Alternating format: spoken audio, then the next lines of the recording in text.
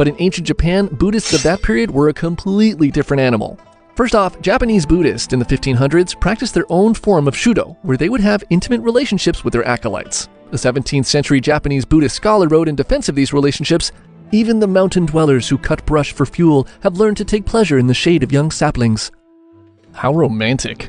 But that's not all that was different about the Buddhists in ancient Japan. They were also fierce warriors who fought not only against samurai, but also went to war with other Buddhists. What originally began as protests when certain temples felt their emperor was choosing favorites eventually escalated into all-out Buddhist-on-Buddhist combat. These Buddhist warriors, known as Sohei, first began attacking and burning down each other's temples, but later turned their attention to samurai and started attacking them. They were known to be fearless warriors who fought to the death with long spears called naginata and were also skilled with bows and swords. But besides making out with their acolytes and killing other Buddhists, by far the most insane thing some of these Japanese Buddhist monks did was a practice called Sokushinbutsu, where they tried to achieve a state of enlightenment by ritualistically mummifying themselves. Sokushinbutsu was a process of self-mummification that took years of intense preparation. The goal was to slowly go from living to not living and leave behind a corpse that didn't decay after you passed.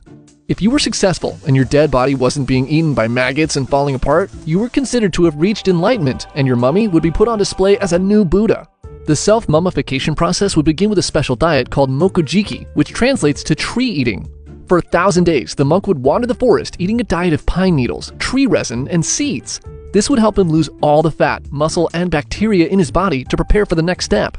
The monk would then stop eating food altogether and only drink tiny amounts of salted water for 100 days. The whole time would be spent in intense meditation. When the monk felt death was near, his disciples would lower him into a pine box placed 9 feet underground. They would insert a small bamboo airway and then bury him alive. In total darkness, the monk continued his meditation and would ring a bell at certain times throughout the day to signal he was still alive. When the ringing stopped, the monk's disciples would dig him up to check if he had indeed passed. The airway would be removed and the monk would be sealed again. After another 1,000 days had passed, the disciples would check on the monk one last time, and if his body was free of any signs of decay, he had achieved enlightenment, and he would then be put on display as a living, or I guess not so living, Buddha. There are still temples in northern Japan that display the mummified remains of successful monks today.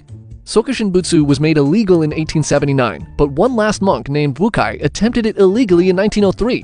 Unfortunately for him, maybe because they feared being associated with a crime, his disciples never did the final step of checking on him, so he was left underground for almost 60 years until he was discovered by researchers in 1961. To their shock, his body was perfectly mummified and well preserved, so I guess Wukai made it to enlightenment after all.